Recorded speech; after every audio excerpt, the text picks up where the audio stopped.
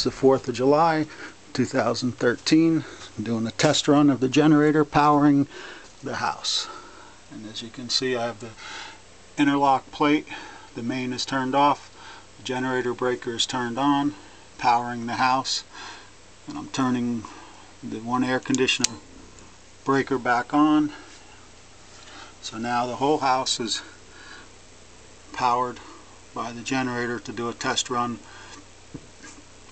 There's one double pole breaker there, that's to supply a sub panel for supplemental electric heat, which is certainly turned off now, not needed.